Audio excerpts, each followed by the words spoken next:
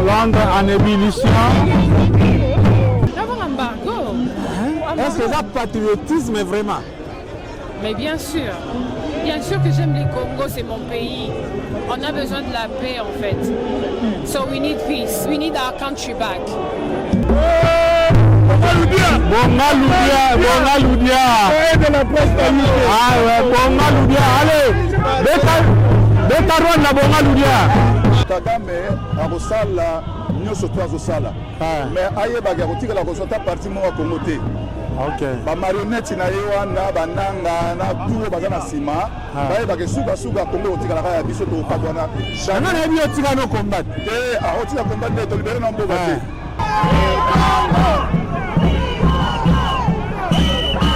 Salut cher BBC parce que BBC est la chaîne nationale britannique et nous voulons faire passer le message, le vrai. La guerre au Congo, ce n'est pas la guerre entre Congolais. C'est une guerre d'invasion rwandaise et soutenue par l'Union européenne et la Grande-Bretagne pour piller le sous-sol congolais.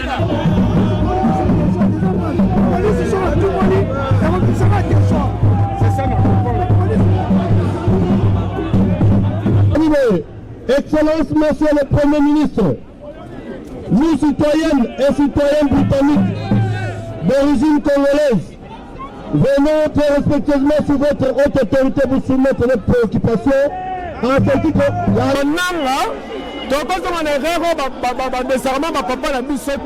la ex-phase. Donc,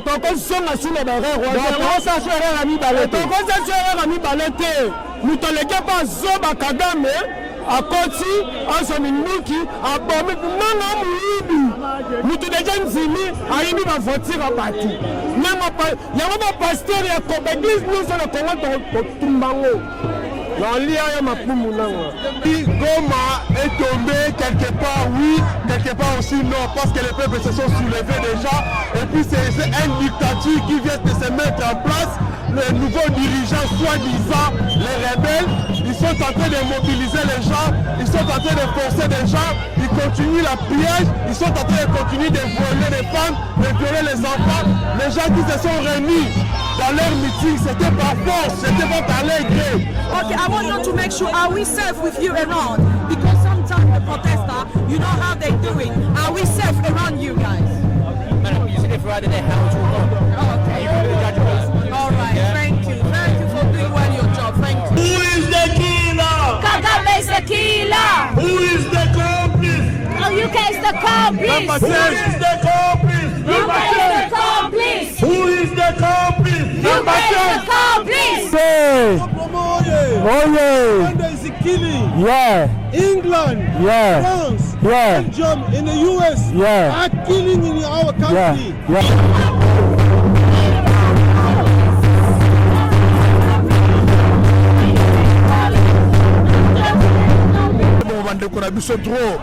Vraiment, Tolobi na longue nyos baso yo kate. Tolembi vraiment. It's a time. Merci beaucoup. Yeah. Tika soso moment rwandais, c'est le message. Voilà. La patrie ou la mort. La patrie ou la mort. Ah, donc les autres nos limites au tigre nyos. Ah. Adam.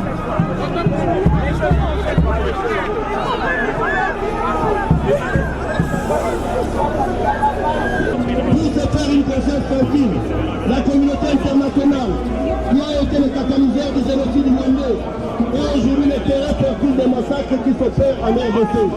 Le régime sanguinaire de Paul Kagame et ses supplétifs M23 veulent créer une zone occupée essentiellement par les rwandophones et organiser des massacres d'avoir une partie autonome du territoire congolais. Bon. Photo Téléma. Bon. Tous les peuples congolais partout aux alliés, France, Belgique, Allemagne, Europe mobimba boyebi ke UK serait telemi Europe nyonso telemi.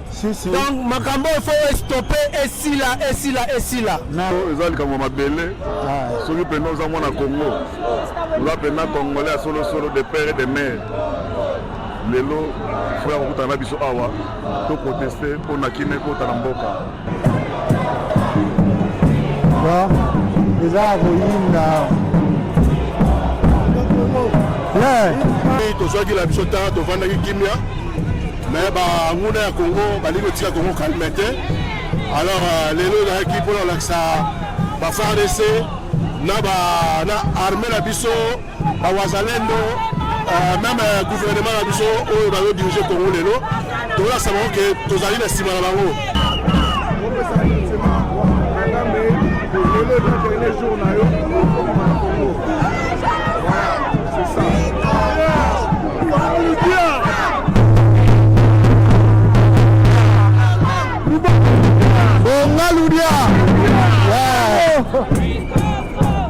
Tu es juste qu'on manifester parce que tu es manifester contre occupation, agression rwandaise dans Boko Nabiso. Nous sommes vraiment mécontents. Il y a un ras-le-bol de comprendre que plus de 3000 personnes bakoufi innocemment. Plus de 3000 personnes bakoufi innocemment, c'est notre colère.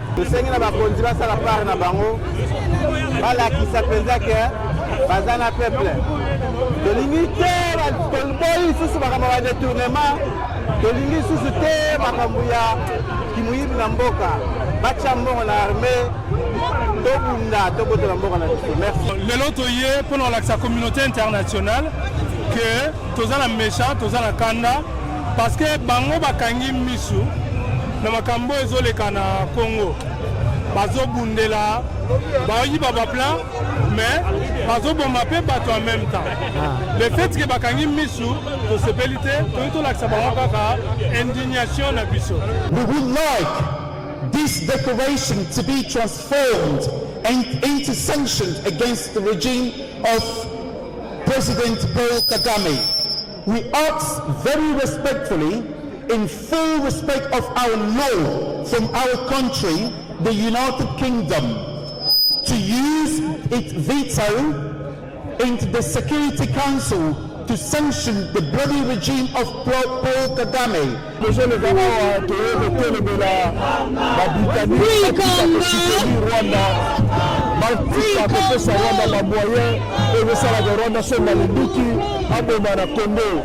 Clairement que on a outil l'église. Bon, à outil l'église, on a foi et puis foi et dépendant de nous concevoir. C'est pas tout le monde azali chrétien, tout le monde qui est pasteur de Azoro Salaba Aventure. Le nom de Zali Awawa, de Zali Awa Bolimsa, de Zali Awa marche, papa Bongaludia, de Koutima pasteur, Aza Awa. De Polina ba pasteur Mbula Awawa, la maman avec une sœur Nora, pour que nous voyons dans l'arène Kigali. Non, Kété.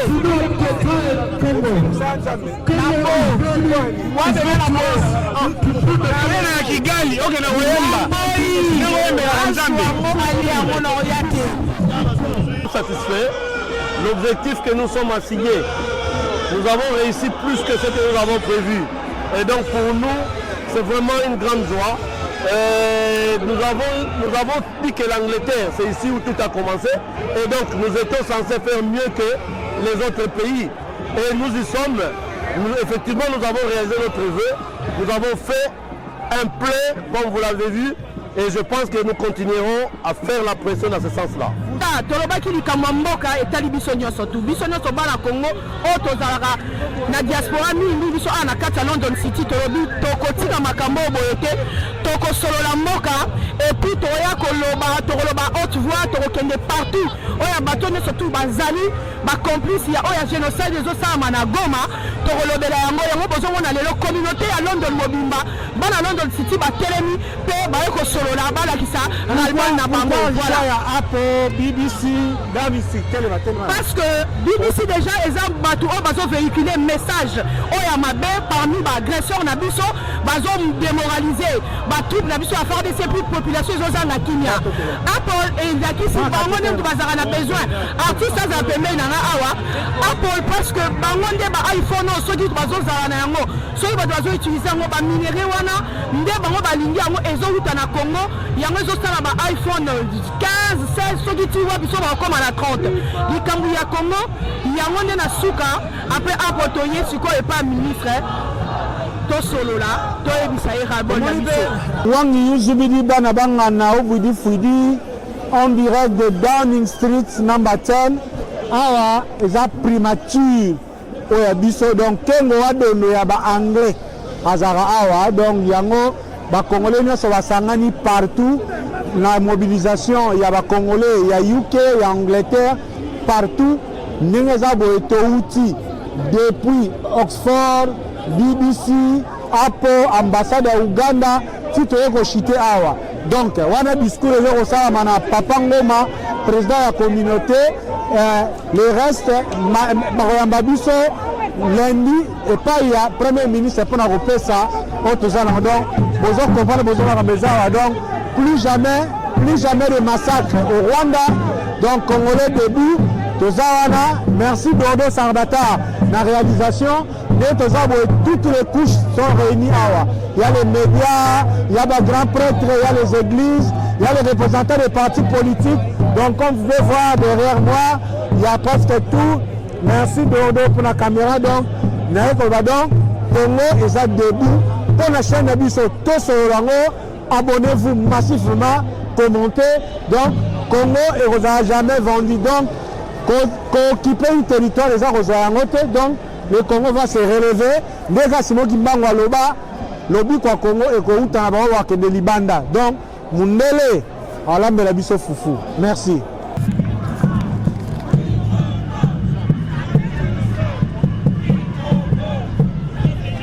Ça se passe en direct. Mobena Congo. Tout le monde est là. Donc, ça se passe.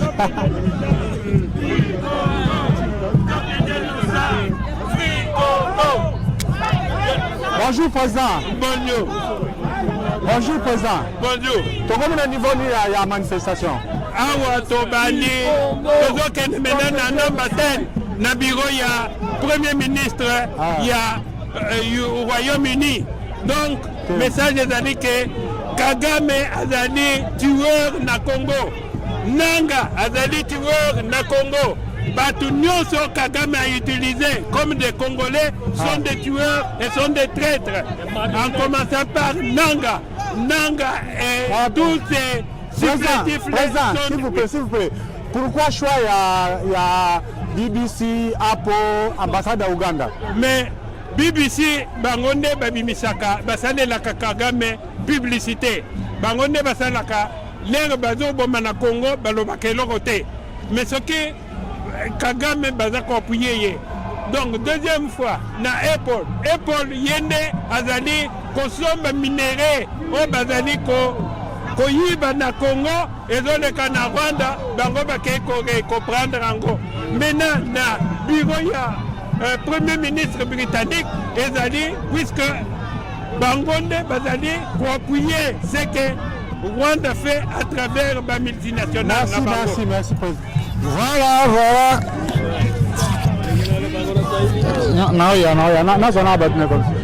Voilà, donc ça se passe en direct. Mais là, ma maman va tomber.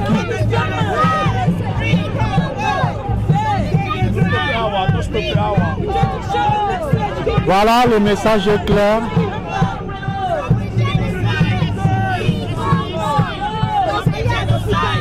Au lobby.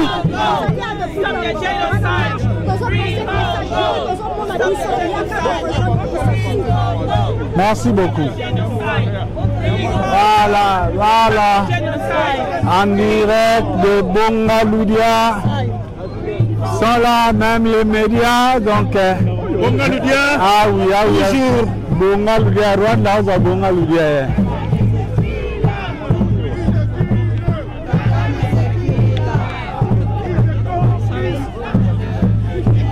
Voilà, ça se passe en direct de Londres.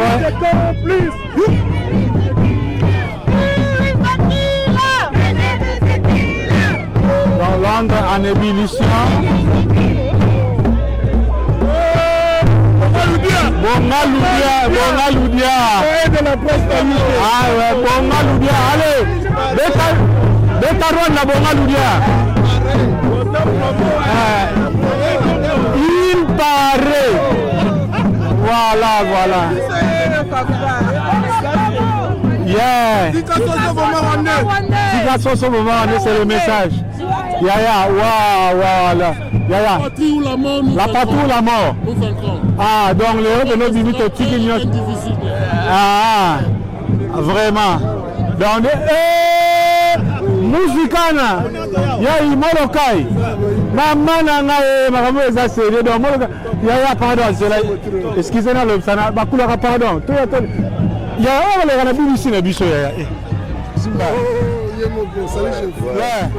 Et quand moi on a direct la manifestation contre Nani Makabarwa, on a commentaire les amis. Contre Kagame. Commentaire les amis. Bon commentaire est que Kagame a reçu la Union surtout à Zosala. Mais aïe bagaroti que la reçoit parti moi Congo té. OK. Ba marionnette na yewana bananga na tout bazana sima. Baye ba ke suka Congo otika la ya biso to patwana. Jamais na bi otika no combat. A otika combat to libérer na mboka té. Mais totiki bato ba ko gérer yango, ba gérer yango na ndenge ya bien parce que diplomatie ezali. To batia ka tembe na moto bato ba voter été. Otika ye na vision en même biso to soutenir ye. Peut-être on a état pour tous en amont. C'est ça. Merci vraiment.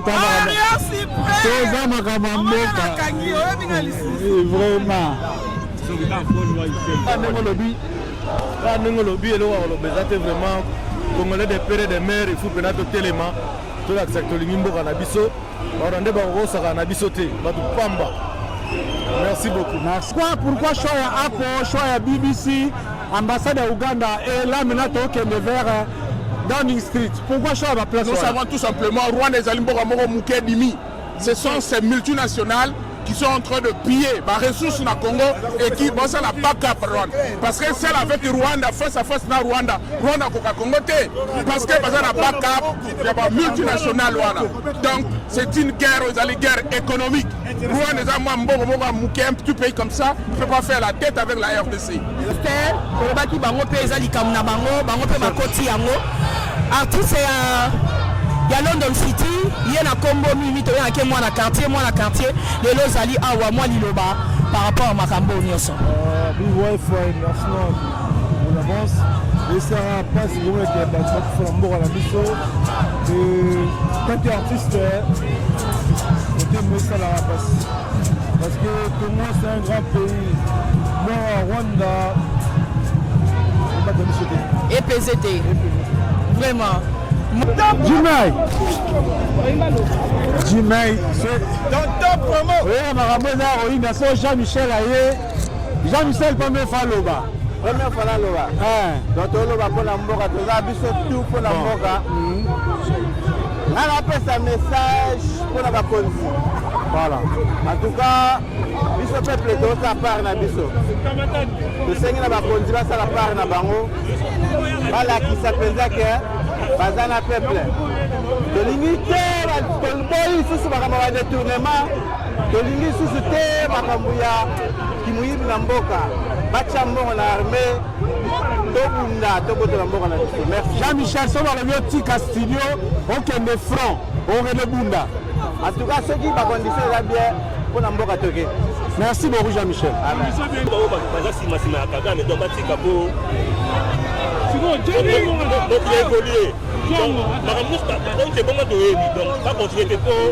Moni Bibi Wi-Fi, Bibi, bonjour. Est-ce que yo oye pona mboka to ozobanga embargo musique? D'avoir embargo. Est-ce que ça patriotisme vraiment? Mais bien sûr que j'aime les Congo, c'est mon pays. On a besoin de la paix en fait. So we need peace. We need our country back. No a single border to be saved. Qu'est-ce qui se passe réellement ici? Là, on est en train. En fait, moi, ce que je me dis, c'est que on n'a pas de voix. On n'a pas de voix. We needed to come out. Normalement, on devait sortir pour s'exprimer pour que yo kabiso te ba yo kabiso. Pour biso moso to gangi te, voisin o ganga te pour na biso. So we need them to listen to us. Bati kabiso tranquille, de vivre en paix. C'est ça, c'est pour ça qu'on est dehors. Parce qu'il n'y a pas assez de médias autour de ce qui se passe au Congo. Ce qui se passe au Congo est bandit, ça fait plus de 30 ans. Assez. We are tired of it. Claudia Bakisa, ils ont barré photo monayo aux excité. Est-ce que ça pourquoi? Alors on est déjà veste.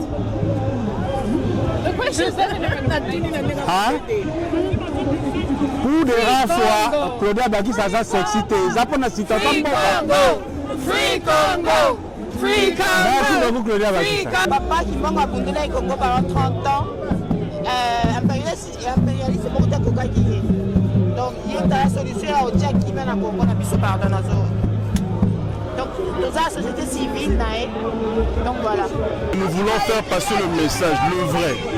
La guerre au Congo, ce n'est pas la guerre entre Congolais. C'est une guerre d'invasion rwandaise et soutenue par l'Union européenne et la Grande-Bretagne pour piller le sous-sol congolais. Voilà la vraie information. Donc, Amazon le rébellion, il y a Congolais, non. Le problème c'est l'Union européenne, la Grande-Bretagne va financer Rwanda pour piller sous-sol congolais, va minerer la biso pour développer l'industrie nabaro. C'est pourquoi Toyaki Wala. Toutes les tendances politiques, il y a diaspora. Nous sommes unis pour le Congo. La patrie est la mission de la limite à ma partie politique. Mais bien sûr, le sol congolais nous unit tous. Nous sommes tous congolais, sans parti pris, sans couleur politique. Nous devons défendre notre territoire sans couleur politique. Voilà. Un message particulier comme opérateur média? Non, j'invite tous les médias de se lever et de passer le message. L'impérialisme, l'Union européenne est un receleur. Ils sont en train d'acheter les minéraux à partir du Rwanda. Les Rwandais violent les frontières du Congo. Ils soutiennent le Rwanda. Donc nous devons tous passer ce message. Soyons unis pour défendre le Congo. Soyons tous unis. Merci beaucoup.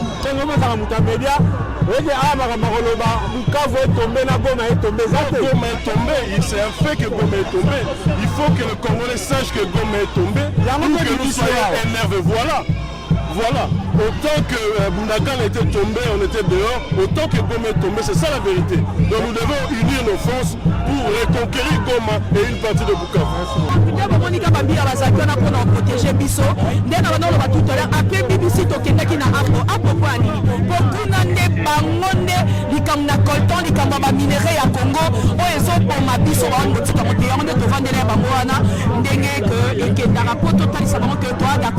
On a le ras-le-bol. Et puis de Soubaki Awa et pas ministre Mboka pour de Solola, Mboka, Peuple Sabango, de ses qualités.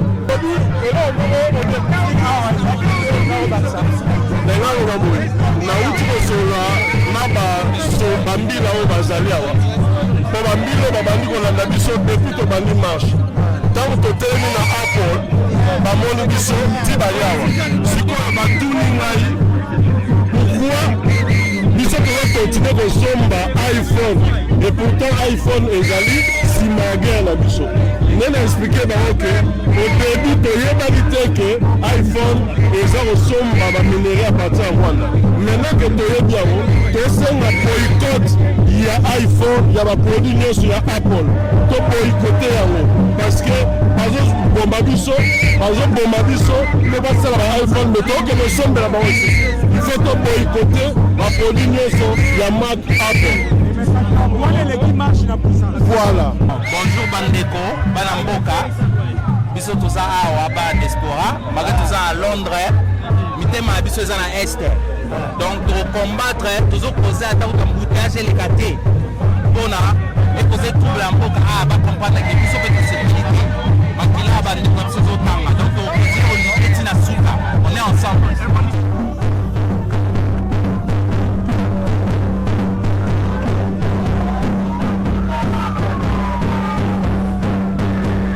Ouais, jeunesse est debout, peuple congolais comme conscient, les enfants qui sont mamans à la biso, tout le monde a ça debout, donc la victoire nous appartient.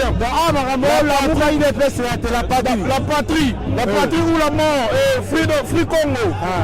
Le Congo gagne toujours, la victoire nous appartient. Babomi biso plus de 15 millions luba muswahili mukongo ezate toza ensemble pona mbongo na biso Congo ezala libre mpe kota polisi atuni congolais boye na apo poni bosalaka apo soki pena apo yango ezokobomisa bino normalement fo tosala su campagne ya déstabilisation fo todéstabilise bato oyo tu bazala client ya apo.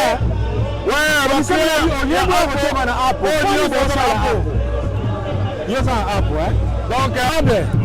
policier a tuni ba congolais.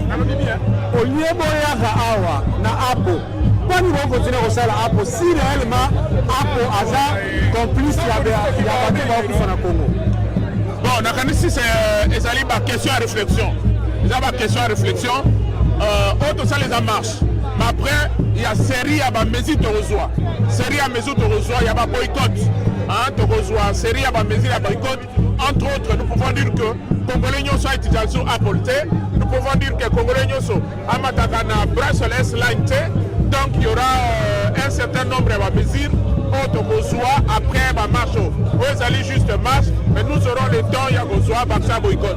Le mal c'est Kagame, il faut bien le dire, il faut le dire clairement. Mabé, ils ont rongé Goma, ils ont rongé Congo, Congo Kagame. Alors il faut bien se battre au Nyonso, tous les Congolais, tous les patriotes, il faut télémer le régime Yakagame, parce que le régime Yakagame, les autres détruisent Congo, le régime Yakagame, l'unité Congo, ils ont développé, dans un minerai d'Abisso, on a un profit personnel. Alors dans tout ça, le peuple rwandais vraiment n'a rien à voir, mais c'est plutôt l'homme Kagame qui dérange le Congo. Alors, on a manifesté contre Kagame, ça doit s'arrêter.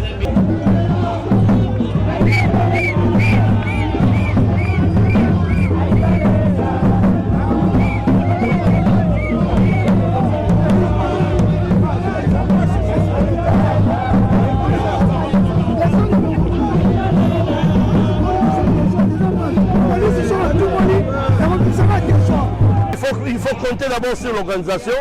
Ça fait longtemps que nous avons fait une organisation de ce sens-là.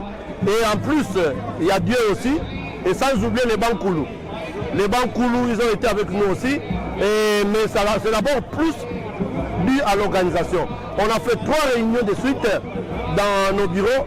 Et effectivement, ça produit des fruits que vous avez vus. Donc dans tout ce que nous devons faire dans l'avenir, c'est une question de l'organisation.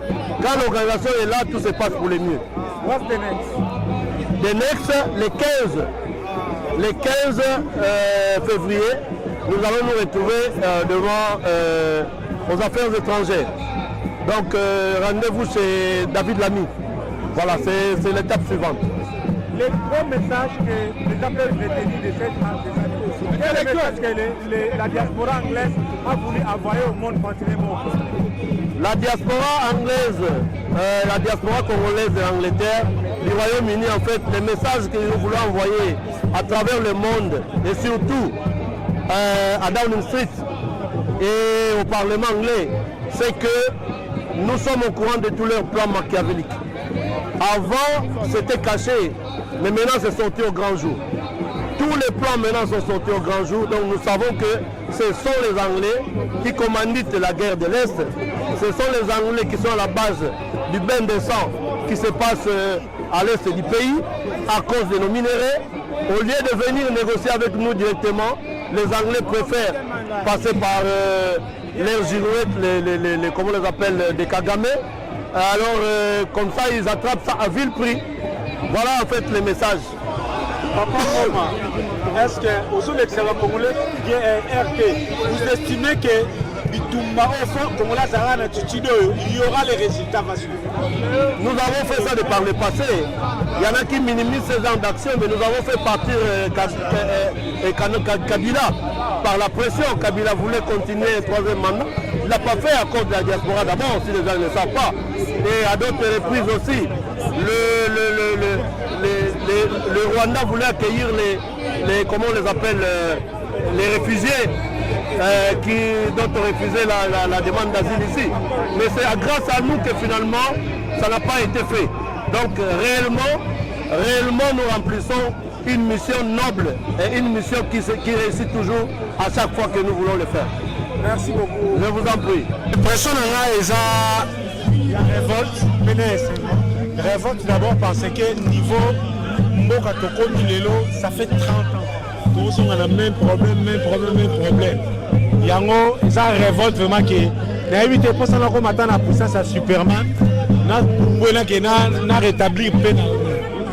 Et ça peut être parce que prise de conscience oyo bato nga na moni ani to Théophile Munganga l'intelo na iba programme samedi za ba jour ya semaine na moni ba sapeur na moni politicien na moni ba de église na moni musicien et ça blague prise de conscience ezali bon toi na politique on a temps ba komba tu ba l'air sur ba sensibilité le côté ba kombo te ah ça juste Congo liboso mais bon les paroles moko ya Congo banda loba président ya Congo ata sali mabe ata za faible etali Rwanda atali Rwanda te donc je préfère yo congolais au reprocher mais on a besoin meke agresseur moko boy aya et ça existe donc on nanga zo sala eza trahison moko je vous dis franchement so na ke na kuti nanga na lola te na eteli na rosala là c'est pour mais ça ka suka de quoi il est temps tolobaka so mosapi mo ezoki nzo toyoka pasi mais so mpe mosapi ezoki monoko elia esalama tosangisa baaktivité na biso na solidarité na Goma tosala misala oyo tosalaka mais so toyoki eloko nyonso oyo eza na sensibilisation toya solidarité donc libanga oyo ekoyisaka ndeke eyebanaka te fo osalaka nyonso donc grande manifestation le Congo a son nom. La Congolais à Londres malgré Moula dans toutes les couches.